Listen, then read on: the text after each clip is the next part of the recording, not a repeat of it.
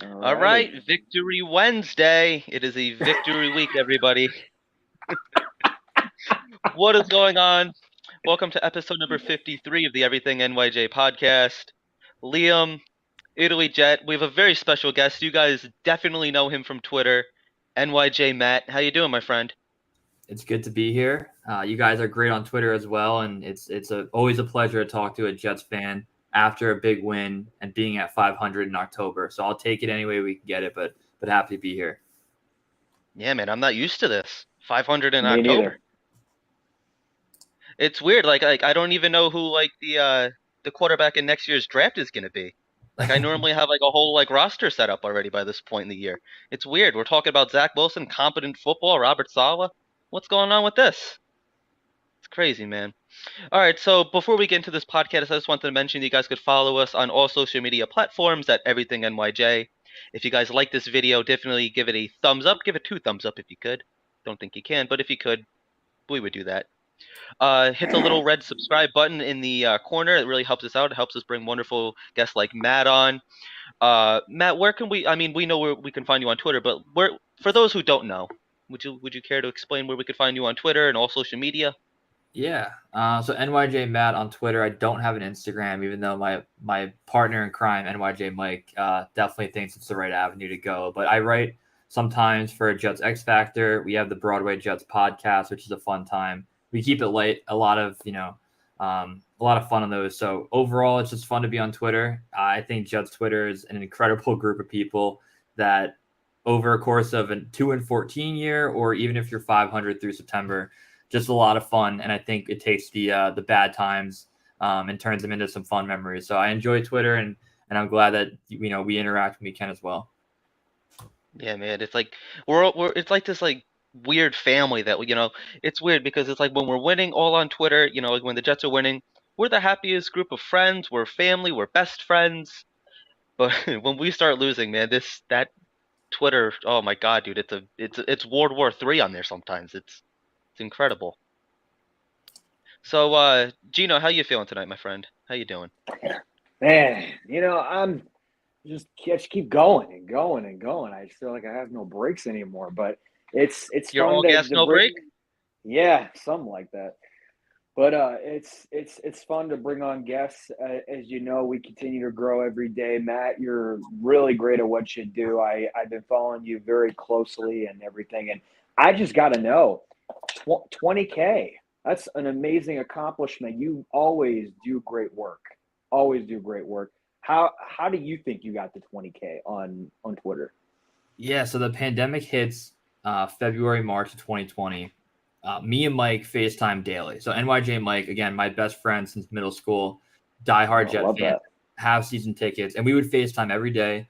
We'd bother all the guys in the group chat, just talking Jets nonstop.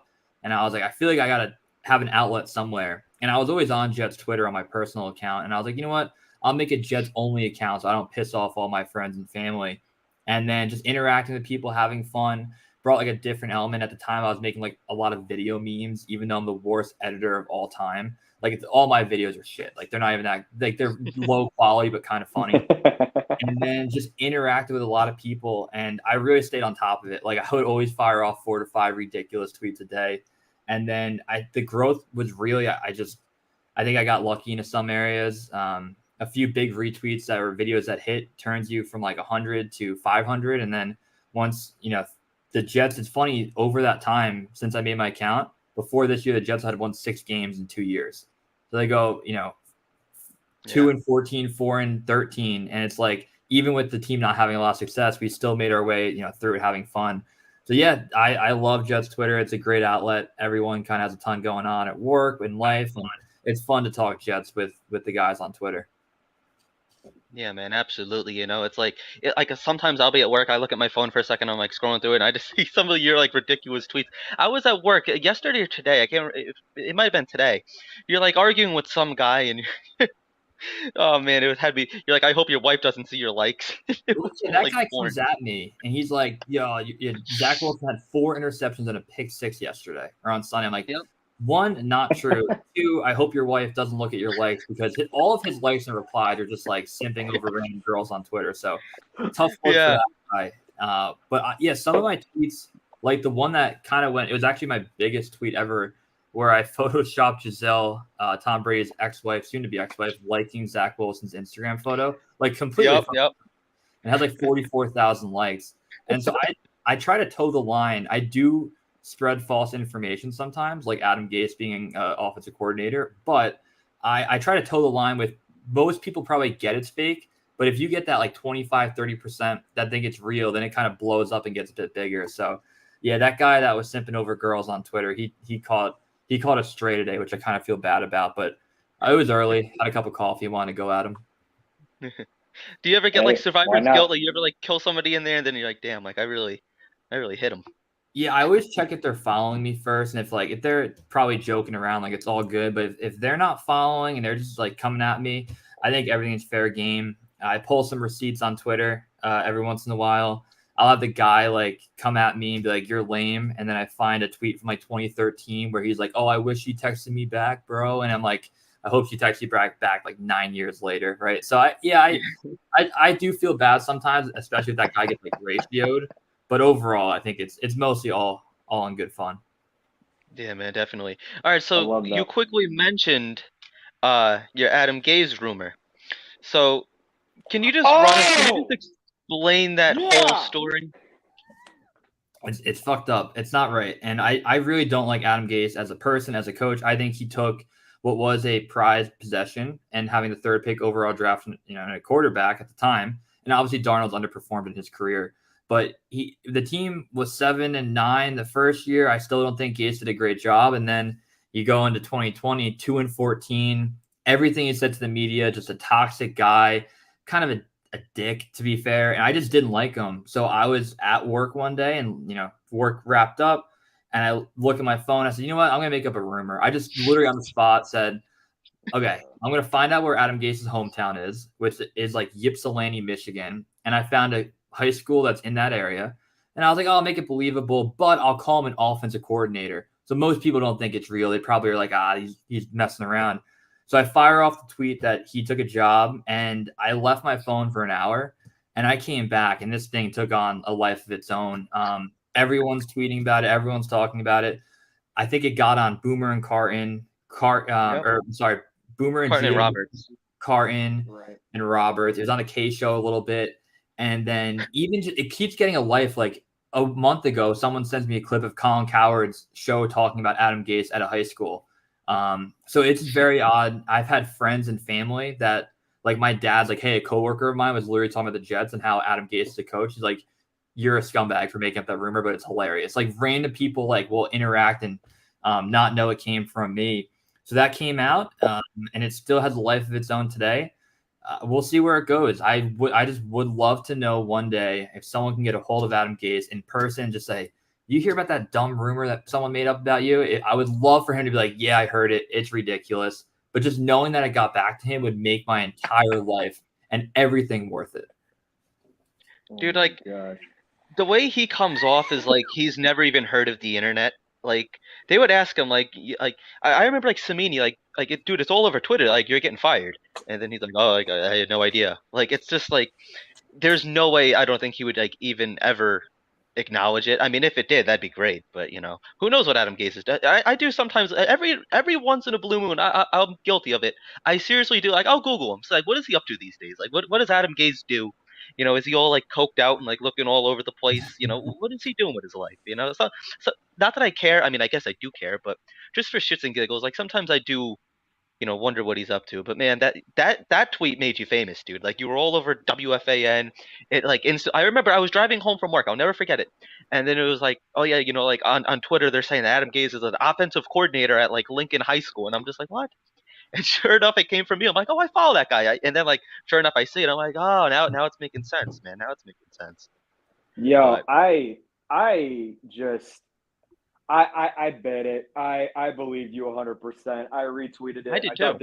I thought the Justin Gray about it too as well. And I had him on the podcast, and he was like, "Oh, you believe that? No, NYJ Bat totally made that up." I'm like, "Oh." But man, that was perfect. I'm giving you a clap for that. Thank you, man. That was good. That was good. Yeah. The last time that we saw him, he was actually at Peyton's Hall of Fame induction, and I don't think we've seen him since. I don't even know. Yeah, He might not I be a don't real even know. person. Maybe he just poofed into thin air. Who knows? Right. All right, so NYJ Matt, how did you become a Jets fan? It's a great question. I'm the youngest of three. My oldest brother is a Cowboys fan. My middle brother is a Giant fan. My Oof. dad just supports all of us. And as a kid, I grew up. My neighbors had season tickets. My parents and family would go to church on Sunday. I'd be like a little shit that they didn't like. All right, leave him at home. He's fine. And they'd be like tailgating ready or getting ready for the game to either go to a tailgate or watching at home. And I just remember favorite color green. Neighbors that I like are Jet fans. It kind of just happened. I'm like mid-20s, so I'm not gonna remember like '98. I vaguely remember Doug Bryan missing kicks, and I was at like a party when I was like 8 years old. But Yeah. the real true memories where it's like I can start telling you what happened each drive, each game is that like 20, I would say 2008, like the Favre year that kicked it off was like I was like, oh, I get this now. If the Jets win, I'm happy. If they lose, I want to die. And like that's where it started, probably in '08. And then of course since then you got 2 playoff runs, and that's really it. So I've been dying to get back there as a true like diehard. So that's really been my path to being a Jet fan. Yeah, that's actually pretty similar to me. I'm in the same age group, and I remember like watching Favre play and everything. Like I remember like my dad always got me like Pennington jerseys growing up and Corbett jerseys, and when we drafted Sanchez is like when I really got into it. Like I used to like I would like watch like a quarter or two and then like go out and like play or whatever.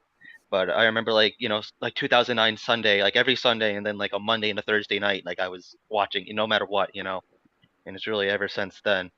So have you been to a lot of games? Like what's Yeah, I didn't, since my dad wasn't like a big Jet fan, he would take me occasionally, but once I could like drive, I was like me and Mike would go to a ton, maybe like 3 to 4 year, which is I guess a lot when you don't have season tickets.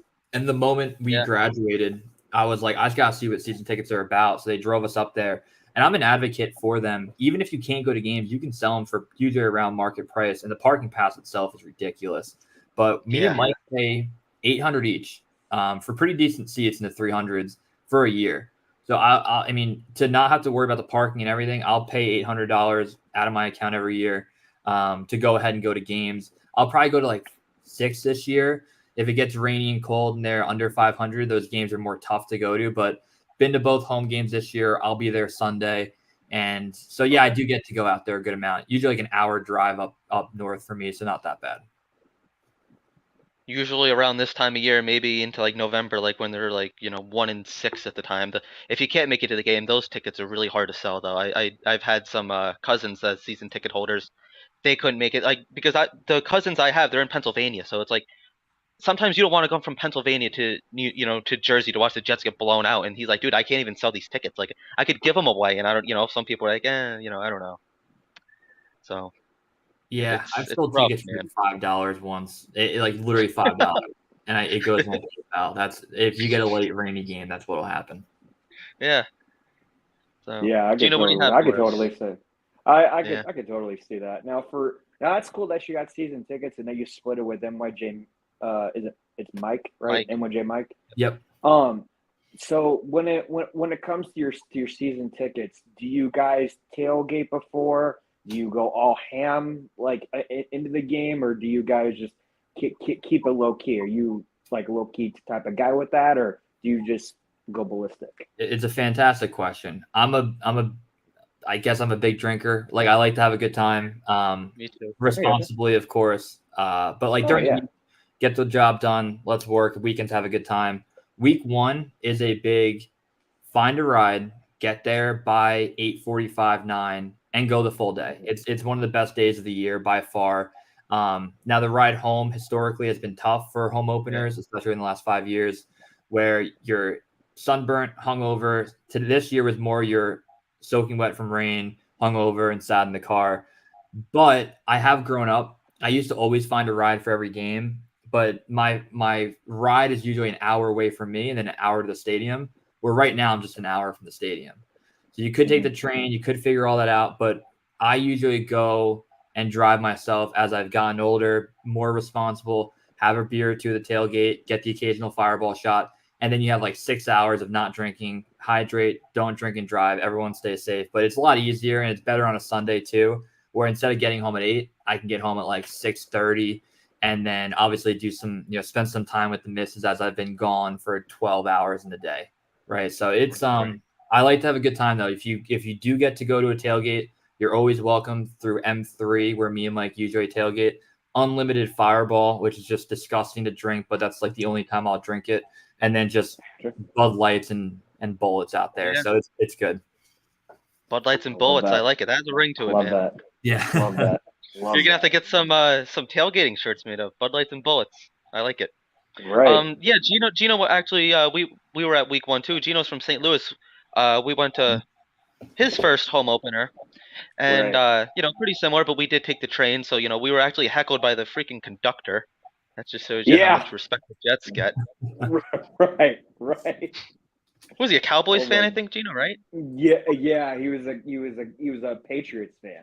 He was a Patriots fan. Oh, that's what it was. Yeah.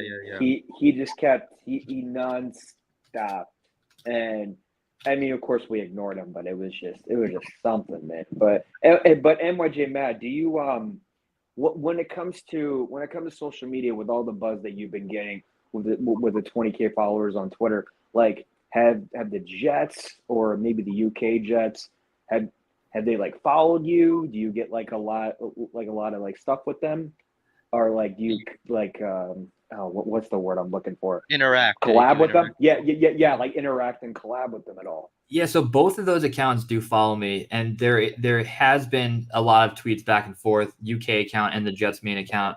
I think I am a bit more aggressive, I would say, on Twitter. Like I curse, I have a good time.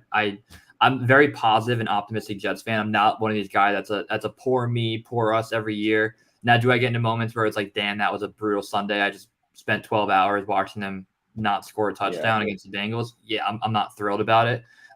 We do interact. I got invited up to Florham Park to watch the One Jets Drive premiere this summer, which is pretty cool. And then some people think that I run the Jets Twitter account because they post. I mean, like over the past 2.5 years, they have been posting more memes, I would say, than they had previously. And people have connected dots and we're like, well, this, dumbass made his Twitter account and posted memes, and now the Jets account is posting memes. So you will see every once in a while someone reply under and be like, nice meme, NYJ Matt. And I'm like, thanks. And I pretend to be like an intern. But no, I think whoever's running that account is absolutely killing it, because they posted one today. That's great. So interact a little bit, but no like crazy perks or anything. If they would, I would love to not pay for a parking pass every year, but we'll go down that road a bit later. No, but it's no, they're good. They're good. So you do run the Jets Twitter account, I see. Oh, breaking news. Breaking news. NYJ and Matt. Yeah. Gino, get it up on Twitter right now. Right. Yeah, man, that's freaking cool though, because like I was kind of like a good boy this summer, from the second the season ended up until week 1, I was all positive on Twitter. I was adding the Jets at everything. And then Gino knows. Gino yells at me. Yeah, especially, weeks 1, 2, and 3, I was at Woody Johnson, like, you suck and fuck you and sell the team and this and that. Dude, like, somebody needs to take my phone on Sunday, so I don't think the Jets are following us anytime soon. I think we had a good shot. We had a good chance over the summer, and then week 1 came. But the way I look at it, man, is like put something out on the field that I want to tweet positive about, So, right. So what is your thoughts on the Jets so far? Like, do you have a lot of positive takes, or because you're not really a negative guy even on Twitter, but what are your thoughts on the Jets? Heading into week 5. Yeah, I mean I've been it's very common now to say it, but like play meaningful games in October, in November, in December. Like that's really the bare minimum we ask of this team, and historically they've not done that, especially really since 2017. Even 2017, they were 3-2 at one point. You could argue that they should have beat the Patriots with the Austin Seferian-Jenkins game. So that season they were predicted to win like 3 or 4 games, and with McCown they actually overperformed. So there were some fun moments there. But you look from 2018 on, you're not playing meaningful games in November or December, and that sucks. Now the week 1 was brutal. not great. You don't expect to beat the Ravens, but you want to be more competitive. And then for 55 minutes of the Browns game, you're looking at an 0-2 start. You have to go play the 0-2 Bengals at home, who are out for blood. So that game was demoralizing. And then they have the heroic win, right? Miracle. There's a 0.01% chance of winning. They do it. That single game changes the outlook because it makes the next 3 weeks more meaningful. That you can drop a few games and still be 500 or 2-3 and be in the hunt. Bengals game not scoring a touchdown, brutal, right? Not a fun game to be at. Yeah. And then even last week, it did not feel for the entire third and fourth quarter that they were going to win that game. And then Zach takes his nuts out and throws 2 great drives together and wins the game, right? So I would have taken 2-2 against the AFC North any day of the week. Now, how we got there, the 2 wins, questionable, but we have real skill position players, man. Moore, Carter, Hall, Davis, and of course Garrett Wilson. Those 5 guys can create separation. O-line's a bit of a patchwork, and AVT's a god for moving around.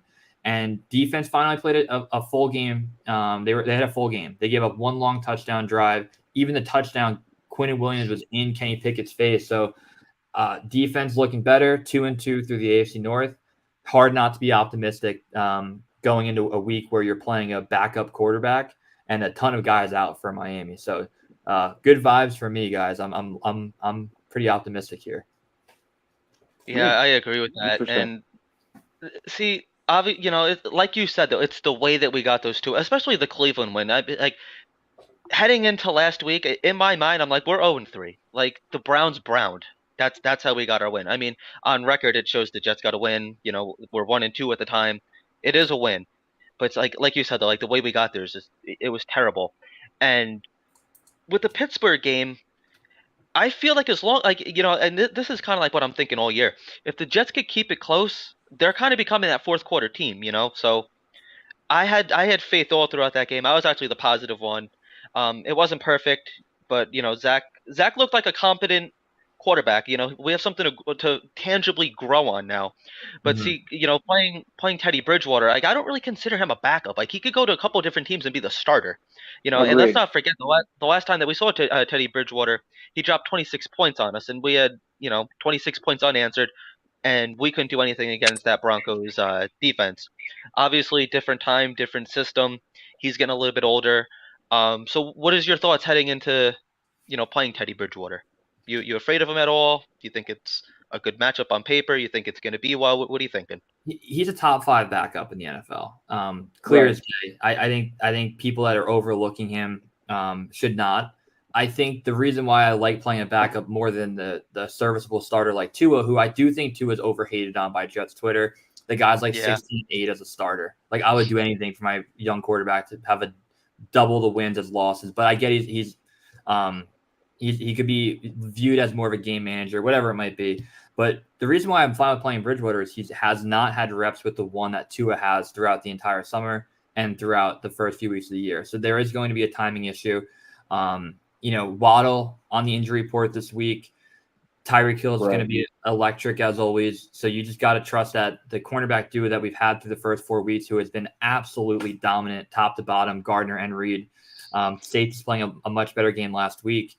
I still think, even though the Jets got after Pickett and Trubisky a little bit, I still need more out of the pass rush here. If you can't develop a pass rush against the 2 fastest receiver combo out there, the Jets could be in for a long day at defense. I think Bridgewater, like you mentioned, very, very, very competent backup. He'll get the ball to whoever's open. So defense, I would love to say let's hold them to under 21, under 24, and then have the offense put up 3 touchdowns and 2 field goals and get out of here with a win. That's my end goal. I'm not afraid of the Dolphins secondary with how banged up they are. They do have the 3rd best run defense in the NFL, which this would be a classic game, guys, where I'd love for Hall to get 20 carries and Carter to get 10 and really just drive and establish the running game, which they haven't really been able to do quite yet. But with this 3rd-ranked run defense, I could see Wilson getting a bit pass happy, throwing for 35, 40 times, and then just leading us to a win. So I'm predicting a win. I'm not going to predict the loss to Miami at home. So hope you guys feel the same way. I do. I really do. I think we could win this game, even with Tua in there or even with Teddy in there. This team's so banged up. The Dolphins are really banged up right now. I just saw their latest injury report along with the Jets. And I am just like, man, Dolphins going through it like we did last year with injuries at this time. So I think that plays a big advantage for us, and we're going to be at home. So I think it's going to be good. Now, I do have a question for you. I know a lot of people have been saying, Carter and Hall. They always compare Carter and Hall all the time. Do you think Carter's getting more carries than Hall? And do you think Carter is not reaching his full potential yet at running back because he's been triumphed by Hall? What do you think? Yeah, I think they wanted to establish Carter as that starting running back in the first couple of weeks, and I think you saw last week the share of targets and rushes leaned more in favor to Hall. I think they complement each other pretty well. I'll argue to my grave that Michael Carter makes that first guy miss every time. I think Hall has the highest upside in the backfield, clearly with where he was drafted. I think both of them, and this might be a hot take, I think they both played well against, or I guess Hall played well against Pittsburgh. I think Carter had 9 carries for 15 yards or something. But I did feel like there was a lack of burst, or if they made one more guy miss, they could have gotten that 15, 20-yard run. So I think originally I get why Carter's a starter. I think in a perfect world, you have like Hall taking 1.5 time snaps and Carter taking the other.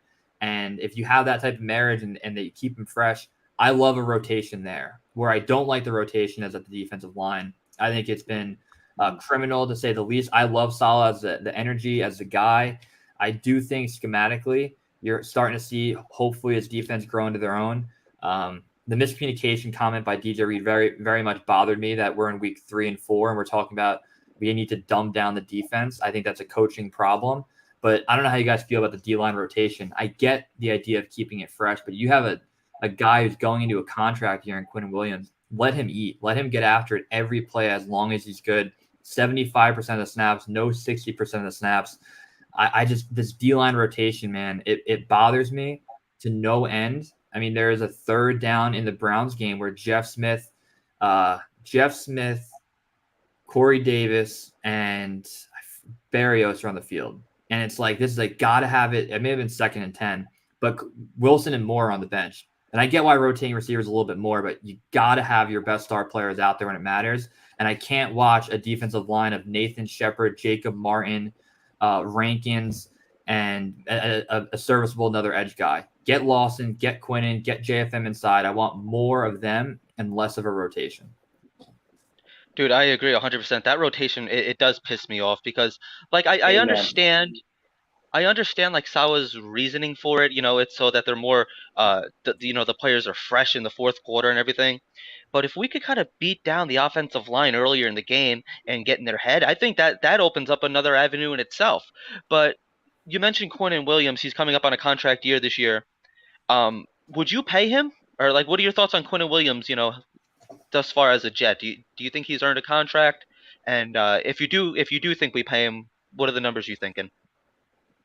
Yeah, I think it's a popular take to say we want Quinn back. Of course, if he plays at the level he has through 4 weeks, let's do it.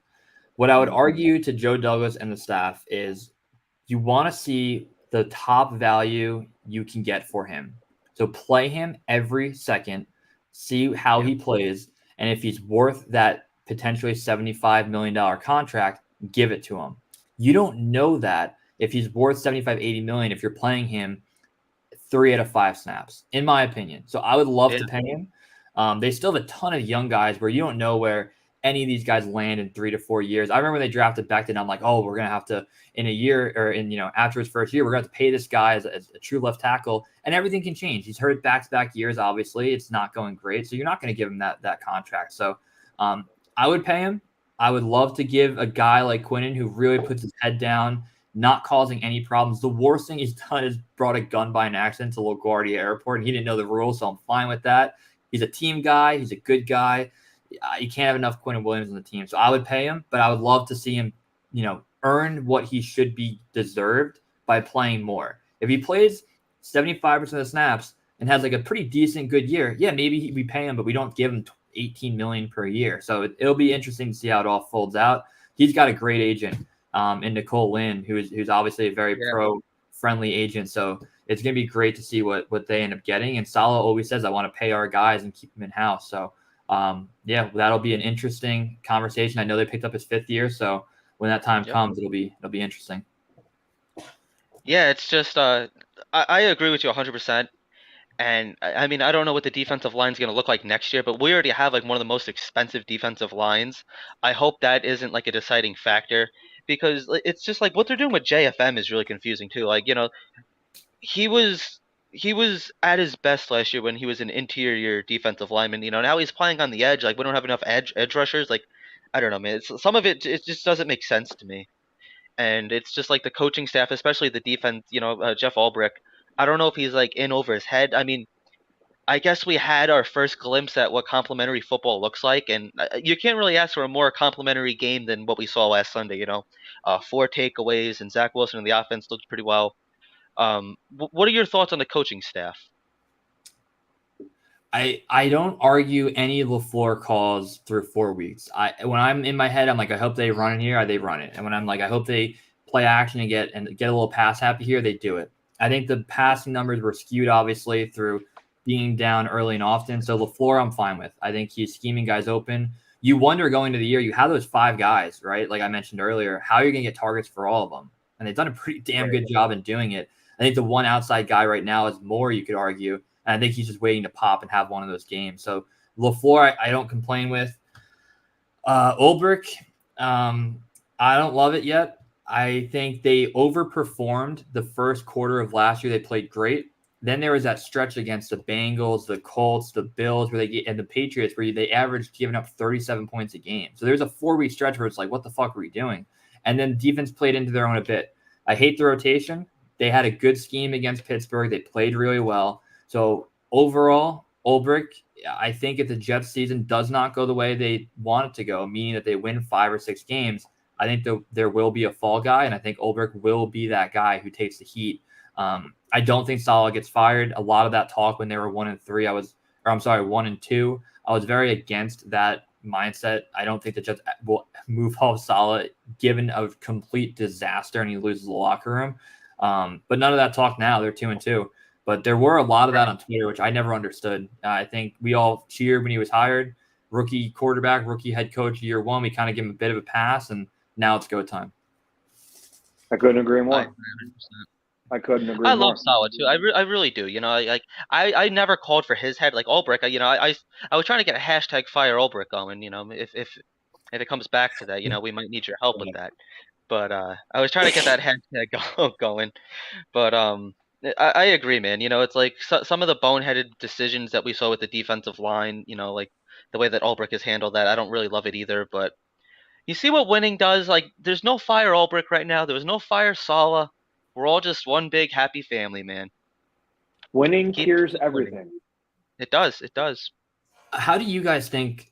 I feel, and maybe I'm preaching to the choir here, but I do feel like there's times where Jets Twitter becomes very absolute, and it's fun to do that. I get it, but like I understand why fans were upset with Flacco. He did not perform great against Baltimore. He wasn't mobile enough. But that Browns game, Flacco played very well, and dare I say, he played damn good. Bengals game, not enough pop. Obviously, didn't score a touchdown. And after that game, everyone's saying Streveler or Mike White. And I think Joe Flacco, again, similar to Teddy Bridgewater, Jimmy Garoppolo was the best backup by far in the entire NFL. It wasn't even close. When Trey Lance went down, he was the best. I think Joe Flacco was a top 6 backup. And when you have that, you don't take a chance on a guy like Mike White, who I like Mike White. He gave me one of the best home games I've ever been to in my entire life. You have to start Flacco, and I'm glad they did.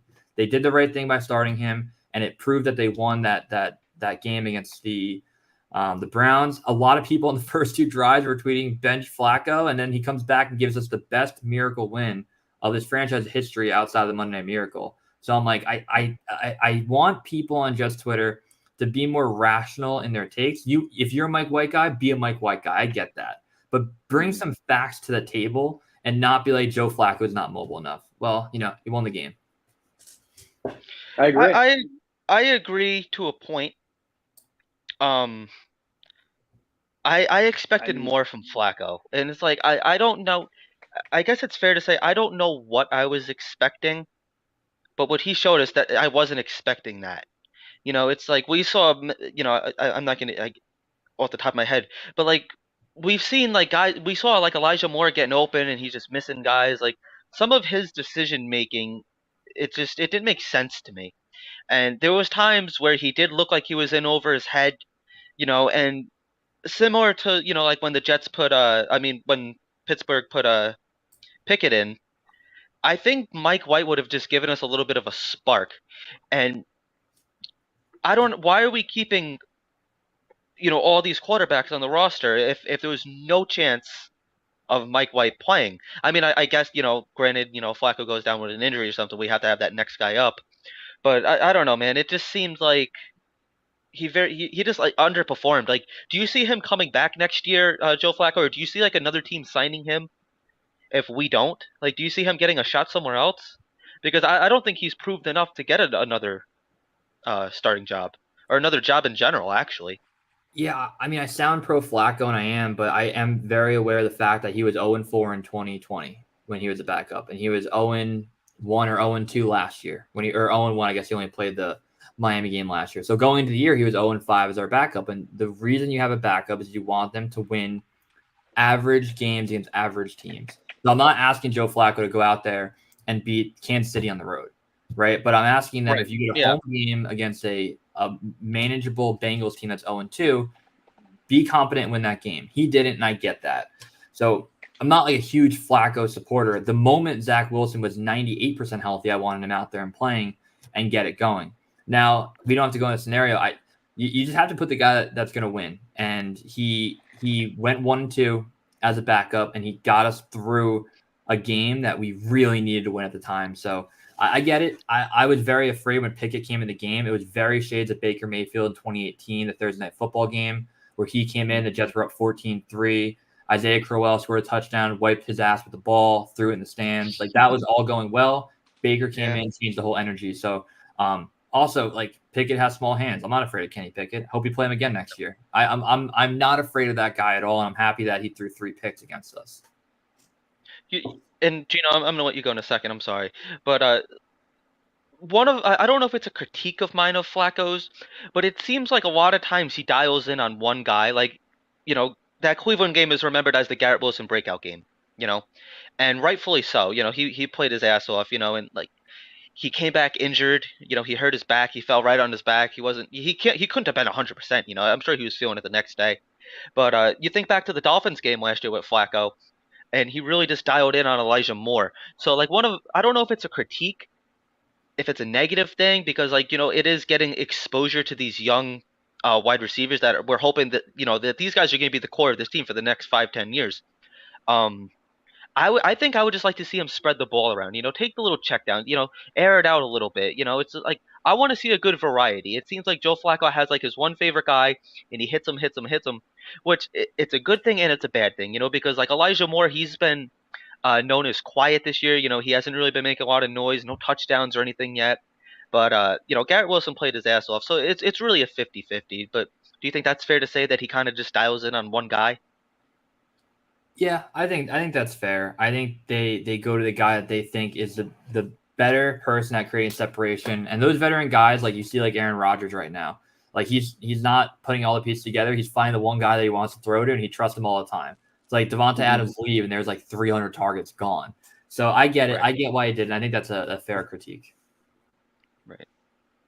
I think overall, I'm gonna backtrack here.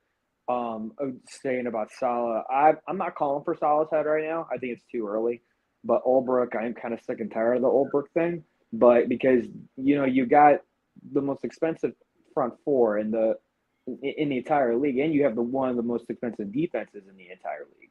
So that's a problem if things continue to go the way they go. Now going 3-2 would really change, everyone's head. But going back to Twitter with Jets community, it's either good or bad, over dramatic or under dramatic. It just depends on the day, and I really respect for what you do in the Jets community with all your tweets and stuff. But I think overall with the Flacco thing, OTAs and during training camp, Flacco had 3 people that he had his targets with. It was Wilson, Conklin, and even one of the running backs. With Zach Wilson, he had his guys. So I wasn't really surprised seeing Flacco doing what he was doing and getting his boys, just like Zach Wilson getting his boys together. I just hope that Zach Wilson and LaFleur bring Berrios in a little bit more. We're paying him all this money. We only saw him like what, 2 or 3 times. So I hope we continue to add him. And I love the trick plays. You know what LaFleur does. If you're going to do an offense like LaFleur, you need to be mobile. And I think that's really good that what Zach is doing is being mobile. You know, he had some rust. He had some rust off this past weekend. But in the third or fourth quarter, I thought he was really good of handling himself and continue to get better, even with clutch opportunities. Just like we saw Corey Davis last year when he was going for almost 500 and he gets injured. We saw the old Corey Davis come back, and he did a great job. I mean, that's what you want from maybe almost a number one wide receiver last year, but then this year, you know, it's kind of like going down a little bit of the pecking order. But that's what you want to see. I think Michael Carter too. I think he did really good the first 2 games, and then Breece Hall just kind of took over. So I like what you said. They're complementing each other really well because it kind of reminds me of the Chubb and Hunt. I love that a lot. My next question is for you is the tight ends. We're paying all these tight ends a bunch of money, and then we drafted a guy, and then we got a guy from last year, so we got 4. Do you think we're not using them enough? Do you think we overpaid it? Do you think was it worth bringing CJ Uzama? What do you think? Yeah, I think I was surprised in free agency when they went out and got both for the money they did. I left free agency thinking Uzama was going to be the guy. I'm not going to argue and say that I watched a ton of Tyler Conklin, but you saw in like practice and OTAs, like the routes he was running, the moves, and you heard early and often that he was the guy that was standing out. And I do think Conklin has had a good start. I know he had the drop, he had a couple, and I know he had the fumbles. I get it. I'm actually one of the weird fans that I don't really care about drops. Drops are crippling. I hate them. But I get it. As long as you're not like the worst guys in the league in drops end up being some of the best receivers because they're targeted so much. So I care more about winning 50-50 balls for your young quarterback. Like look at that clip that goes around of Zach Wilson, Corey Davis last year. I love Corey Davis, struggled with 50-50 balls. And, you know, overall, I think Conklin's going to keep playing well. I think he's the guy. Uzama's the head scratcher where you go, he hasn't really done anything. So we'll see what happens with Uzama. It's obviously a very serviceable backup if Conklin goes down. And this is a learning year for Rucker. Rucker came in, dropped 1 ball against Cleveland, never played again, right? So Rucker can definitely fill a role in this offense. He wasn't used as a pass catcher enough at Ohio State because they had 1 billion guys. So excited to see where Rucker goes. But yeah, this is definitely a gap year for him to really learn the offense and build his body ready for the NFL. I love that. Yeah, absolutely. I love that. Absolutely. I love that. I think we have a bright future with him too. I'm sorry, Gino. What were you gonna say? I was just gonna say, are you worried about the old line, Matt? You because we brought in 2 guys and Dwayne Brown's coming back. Do you think are you still worried about it, even if they put McDermott or Herman's, or do you think that's not really what we need to be focusing on right now?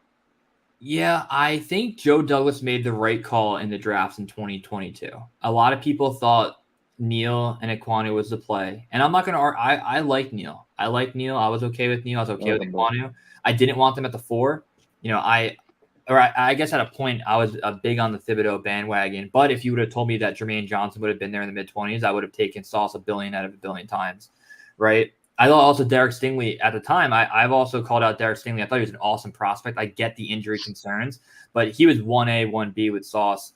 And I'm fine with them not taking offensive line. I think betting on Becton was fine.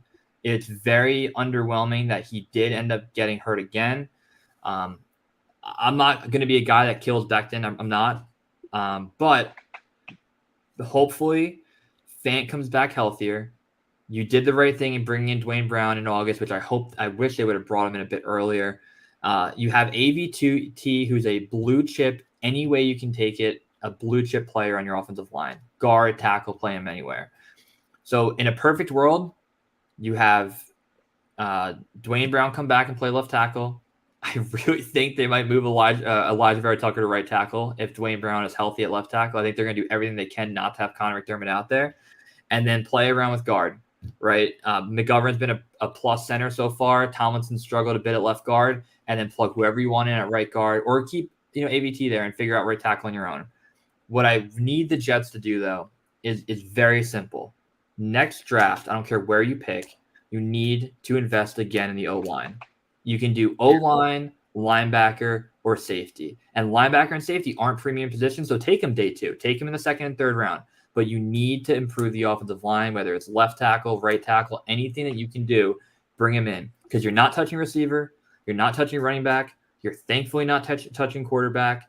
Edge, you're fine. D-line, you're fine. Cornerback, you're fine.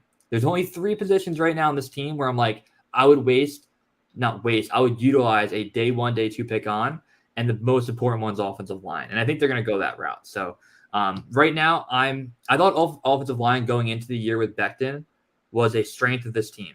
With AVT, Becton, Fant, McGovern, Tomlinson. I thought that was a core strength of the team. 2 go down, next man up. I think they played okay against Pittsburgh. They allowed a lot of pressures where Zach Wilson's completion percentage took a hit because of that, because you have to keep rolling out and throwing the ball away. But offensive line, I'm not optimistic going to week 5, but hopefully soon. Yeah, I mean, I agree 100% with you. The thing is, I think a lot of Jets fans, especially on Jets Twitter, they're very overcritical of Joe Douglas and his handling of the offensive line. I think he did the best he could. I mean, obviously, Mekhi Becton has been. I mean, how many teams have like 7 offensive linemen, on the roster? It really doesn't happen. But it's just like the thing with Mekhi Becton is I think the warning signs were there, which is why we bought in Dwayne Brown. But it kind of makes me wonder. I mean, it's easier looking back at it now, knowing that what we know happened. But bringing in like Conklin and Uzama, it's like I would have settled for one of them and then just went out and grabbed another offensive lineman. But again, it's nobody has an abundance of starting caliber offensive linemen on your roster at once. But it was concerning with Mekhi Becton. Early on in training camp, he's limping around. He has the brace on his knee because let's remember, last year was a 6 to 8 week injury. He has the entire season, and we kind of just let it go. All right, he's going to come back this year. He's going to be healthy, 100% ready to go. I agree with, how they didn't really go up, make it offensive lineman a premium position in the draft. Obviously we got Mitchell, but he's throwing up on the sideline. He's on one knee. Were you concerned about Mekhi Becton in training camp, or what were your thoughts on him? Yeah, I think I'm just a Becton guy. I I am too. Yeah, obviously Wirf's like going after him being an All-Pro, like that kind of sucks. But like Becton was the swing, his first draft pick. I actually DM'd with Becton this past weekend. I'm sending him some shirts from BroadwayJets.com to the Jets facility, so hopefully he wears those NBA Jam shirts I made where Wilson and Moore. Nice. I'm not sure if you saw those. It's like a $20 shirt, right? But we're gonna send a bunch to Becton. I like him. I like him as a dude. I get why fans can at times be a bit frustrated with some of the social media stuff and not being healthy. But at the end of the day, I think he'll be in training camp next year, and he has one last shot to prove it with this roster and this organization.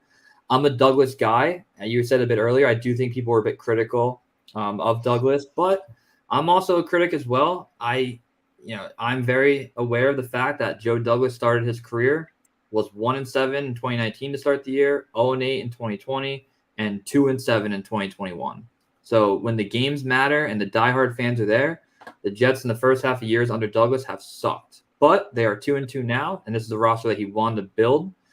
They are 2-2 with 2 comeback wins in the fourth quarter, so very close to being in a 1-3, 0-4, and I'm glad we're not there. So hopefully his roster continues to improve and continue to get going. Now, when he comes back next year, Mekhi Becton, do you think he's handed the starting position, or do you think that's something that he has to earn?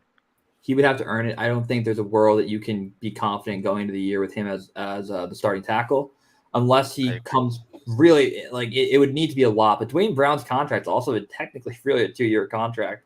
So Dwayne Brown, by all counts, will be here next year.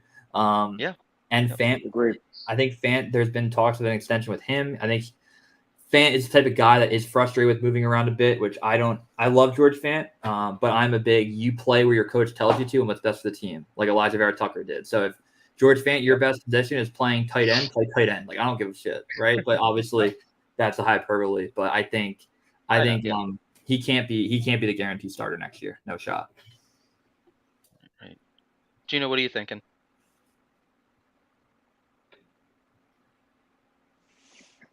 I think overall it's one of those things with Fant. I think back and forth. I think what's in his mind is more of, one side gets paid more, the other side gets paid less. Mm-hmm. I think that was going through his mind. But I love your approach with them and what you meant. Because I'm the type of guy. I played soccer majority of my life. I played hockey majority of my life. Whatever my coach told me to do, I just did it. Like I had no questions asked. I even didn't want to play goalie, and I'm like 5'6", between 5'6" and 5'8". So Right. like I And you would excelled still, at it too. yeah, and I would still Yeah. do it. So and plus these guys are getting paid to play a position. And Vera Tucker, what I respect out of Vera Tucker and Max Mitchell, and they're young guys, that they have really stepped up when these veterans are just talking and talking. And I get the injuries from Becton and Fant because it sucks to get injured, especially when it just keeps going and going and going. And there's back steps when you should be on schedule. So I totally get that. But what I love from Vera Tucker and Mitchell, especially with the O-line, is they have grasped it. They can go that left side. They can go to that right side, and they're okay with it. And that's why I love your approach with that, Matt. Mm-hmm.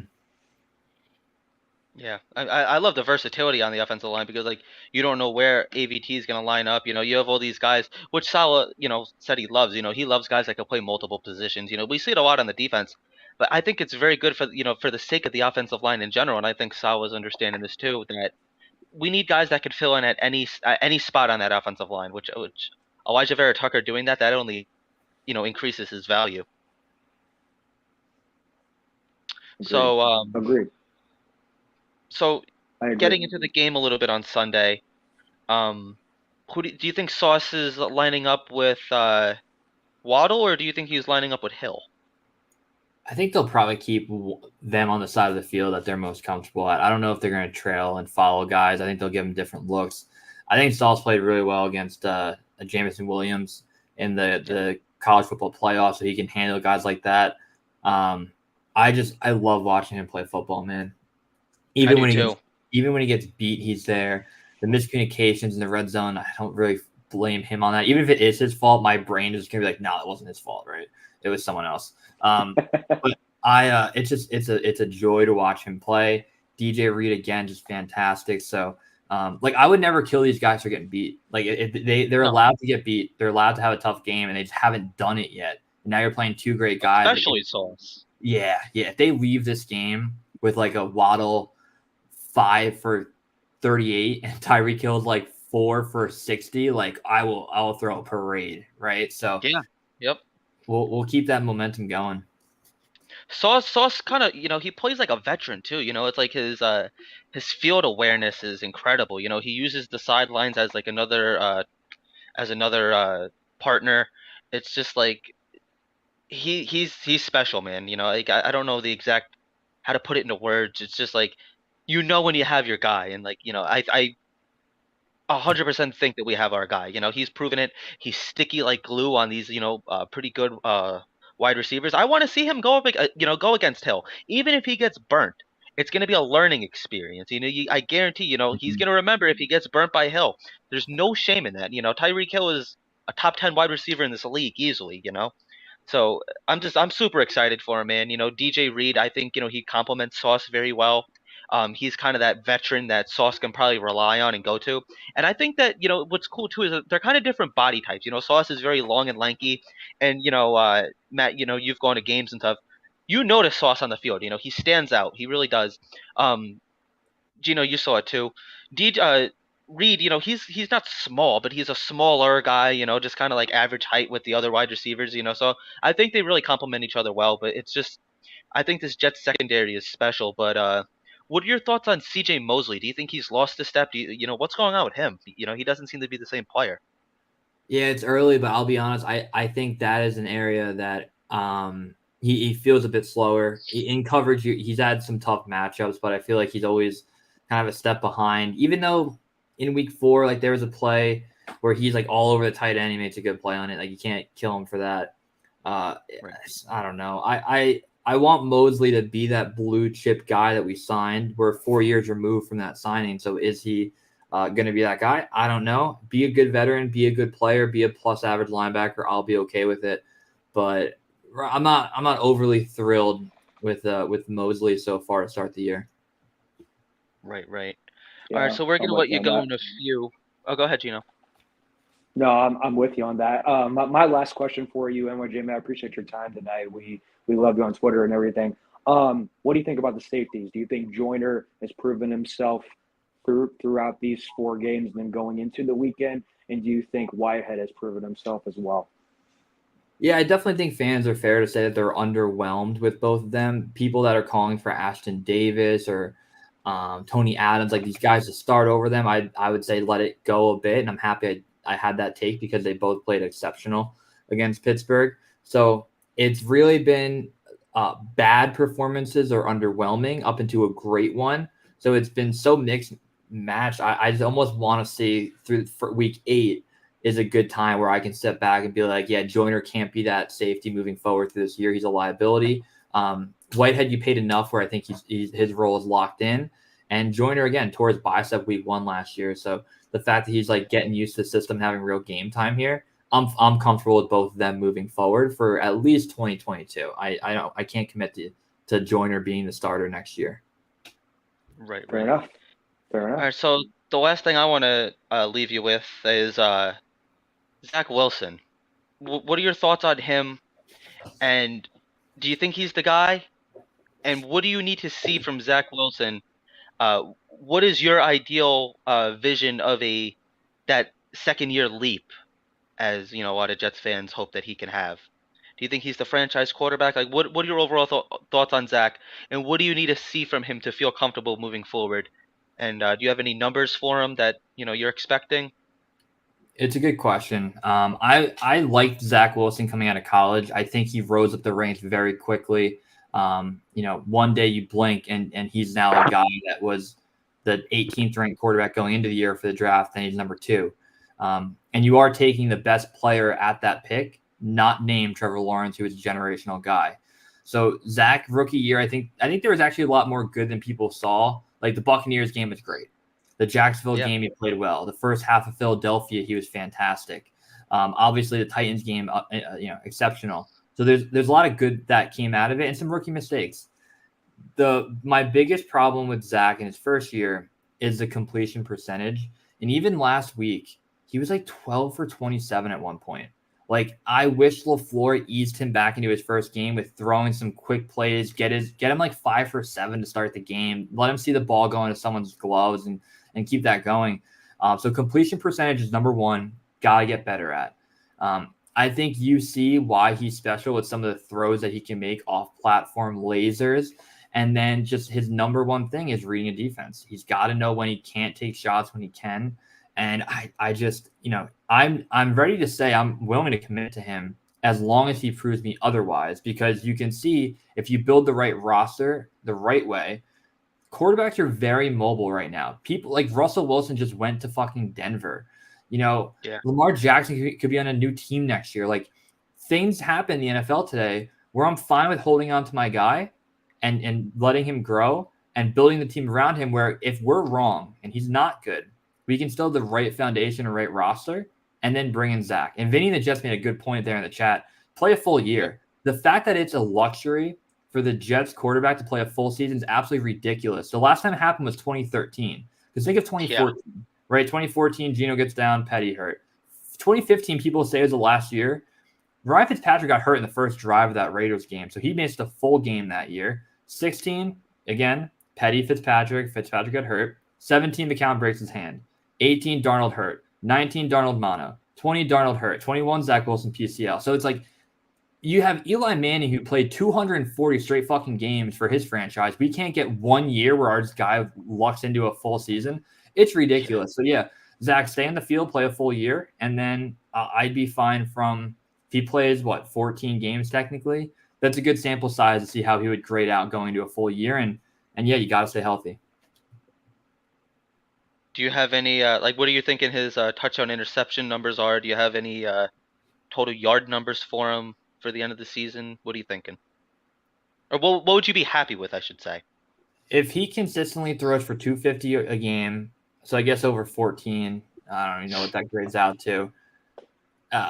Throw for 250 a game, have 25 touchdowns and 15 interceptions. I'm fine if he throws picks. Like, that's what you're going to get with Zach. But have a completion percentage over 58%. I mean, last year, I think 57%. Even this past week, he was hovering around under 50 the entire game. So, yeah, get that up to a normal 63%. I think there's like Trevor Lawrence over 70 right now. So it's like, let's get the balls in our playmakers' hands to make plays.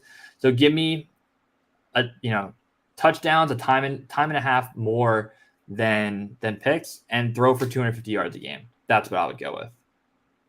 I agree 100%. That's a perfect answer. Matt, we want to thank you for sharing your wisdom here on this show. You've been great. You're such a knowledgeable sports fan. I'm so glad that you were able to come on. Really appreciate it. Your Twitter, man, it's awesome. You crack me up all the time.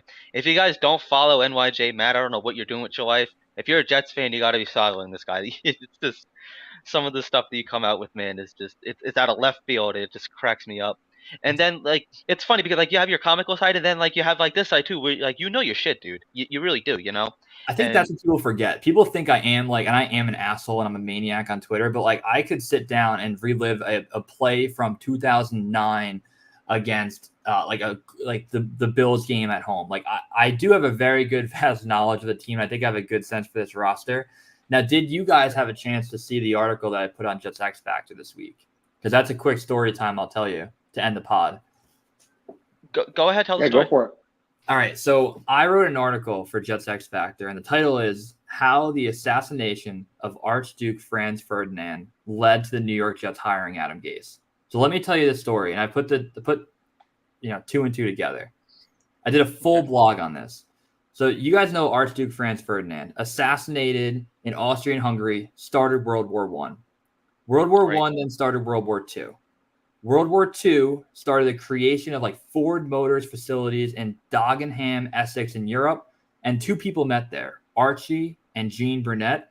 They had a son, Mark Burnett, who started The Apprentice, who had Donald Trump gain popularity, win the election, hired Woody Johnson, who then left, made Chris Johnson the owner, who hired Adam Gase. So Archduke Franz Ferdinand being assassinated in 1914 single-handedly led to the New York Jets hiring Adam Gase. And I strung all those together.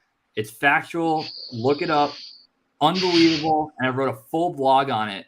And I had people telling me, like, Archduke Franz Ferdinand, the first search when you Google him right now under news is this article. And that's the guy I ran in like a history textbook in like 2008. So that's just a quick tidbit of what you'll get in Jets X Factor. Oh my God. And it's a true story. Well, yeah, you're not wrong. I mean, that's one way to look at it. That's a unique way of looking at it. That should go into the history books. I saw your guys' face, like, where the fuck is he going right now? But it all leads back to the Jets, right? I can't believe you connected that. I mean, the fact that all kind of came together, that's impressive, dude. My kids need to read that in history one year in school. They have to. That dude, was this is why we love you, Matt. This is why we love you, man. Dude, I don't know if I tweeted about this one time. Me and Mike wrote a children's book, like a full 15-page children's book called Adam Gase Case. We sent it off to India. They illustrated a full children's book, and the whole thing is about Adam Gase, like the moment he was hired to the moment he was fired. And it rhymes. It's like one of the funniest pieces of content ever. And like I was told, you probably shouldn't post it and publish it because it's like illegal to use his likeness and just make fun of him. Right, so we're trying to figure that out. There is somewhere in my drafts like a full illustrated from India Adam Gase children's book, which I can't wait. One day will definitely see the light of day. Interesting. Okay, I would buy it. Gosh, I would definitely give that a read. Yeah, I would definitely give that a read. That. Man. Oh my gosh, I'm not looking at you crazy. I just think this shit's funny. It's just funny. Yeah, I love it, dude. You've never pissed me off, but if you ever do, I don't think I have it in me to hit that block button, dude. I don't think I could ever unfollow you or anything. Like, it's a lock at this point, man. I've been following you. I made my Twitter account in 2020, during the whole COVID pandemic and everything too. And you were actually one of the first people that popped up actually too. So I've been wanting to do this for a long time, man. I've been wanting to have you on for a long time. I'm glad we get to have you on. I want to thank you for your time. You've been great. This is pretty much what I expected without knowing exactly what you were gonna say. I figured there'd be some crazy NYJ Matt takes in here. I figured there'd be some cool stories along the way. This has been perfect for me, man. I definitely appreciate it. If you guys aren't following NYJ Matt on Twitter, stop what you're doing. Go do it right now, man. I definitely, you guys will not regret it. Awesome. So we want to I thank you guys appreciate it, for guys. watching episode number 53 of the Everything NYJ podcast. I've had a blast. Gino, any last words? Thank you for all the comments. Thank you, everyone, for all the comments. We appreciate your support. More coming from us. Got happy hour with Italy Jet tomorrow night, and we got our Dolphins pregame show against the Jets on Friday night. Stay tuned. Matt, one quick thing. Yes, Jets sir. Dolphins score Sunday. What's the score? I made a prediction on the Broadway Jets podcast. And I don't remember. Oh, you know what I did say? I have a very clean and even. The Jets are going to have 30. The Dolphins are going to have 20. So very round number, 50 total. Jets taking it 30-20. Bet the reverse line. Take the same game parlay that I tweet out. We're making money like we did in week 2, where somehow I hit a $2,800 same game parlay, which was the biggest hit of my life. But we're going to win it again. All right, we're leaving it there. I love that. I love that. Thank you guys for watching as always. We'll talk to you. We'll talk to you throughout the week. We'll be back. Thank you guys for watching. Go Jets, baby.